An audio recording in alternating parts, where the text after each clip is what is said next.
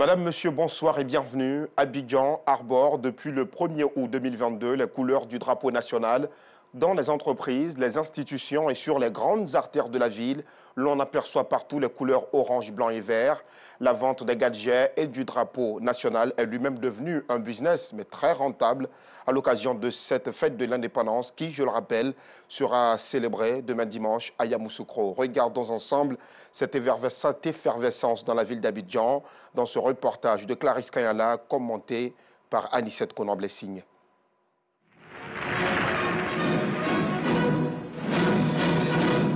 Assata se souvient encore de ces chants et défilés auxquels elle a participé de 1960 à 1965.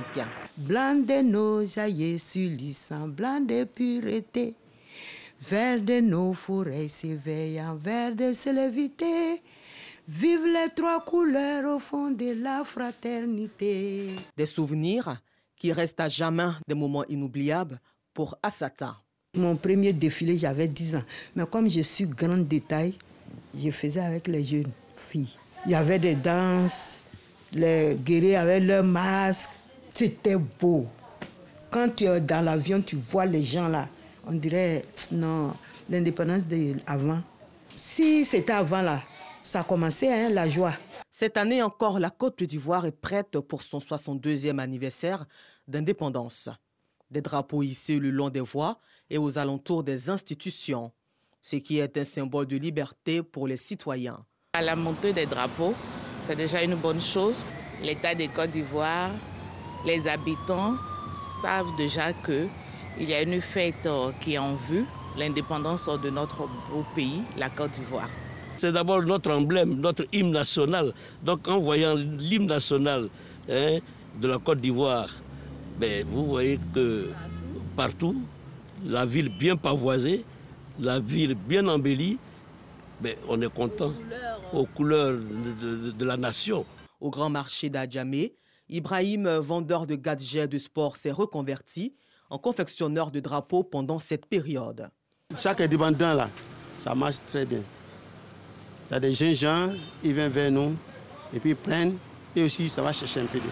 Le 7 août, c'est notre indépendance et en tant qu'Ivoirien, c'est tout à fait normal de pouvoir voir le drapeau en tout cas. À environ 500 mètres de là, les fleuristes qui confectionnent des roses aux couleurs de l'emblème ivoirien.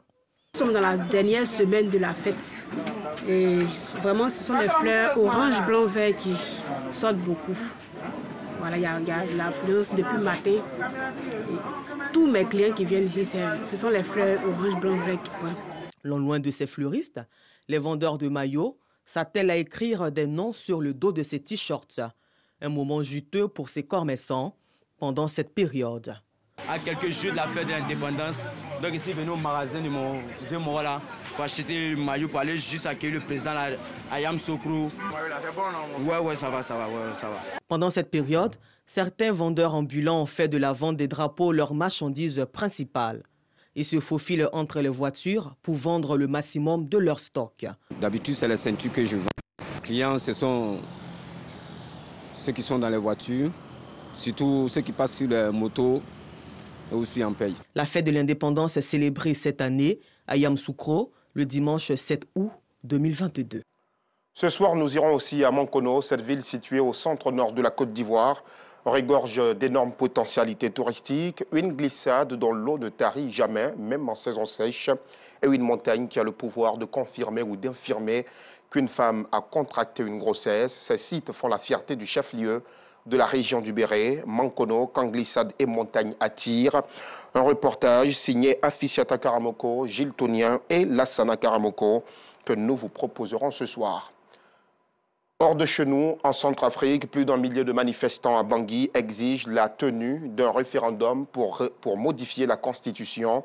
Cette modification permettra au président Archange Touadéra de briguer un 3e mandat.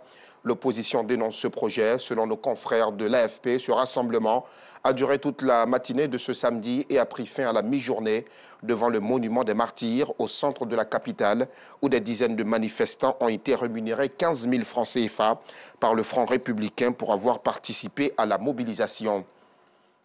Au Kenya, la campagne présidentielle s'est achevée ce samedi avec 2 grands meetings des principaux candidats, Raila Odinga et William Ruto. Ils sont quelques 22,1 millions d'électeurs qui devront choisir le successeur d'Ohuru Kenyatta en poste depuis 2013 et dans l'impossibilité de briguer un 3e mandat. Ils doivent aussi élire les députés et les représentants locaux du pays. Les défis demeurent l'inflation et les violences post-électorales passées. C'est tout pour ce bref tour de l'actualité. Soyez avec nous à 19h30.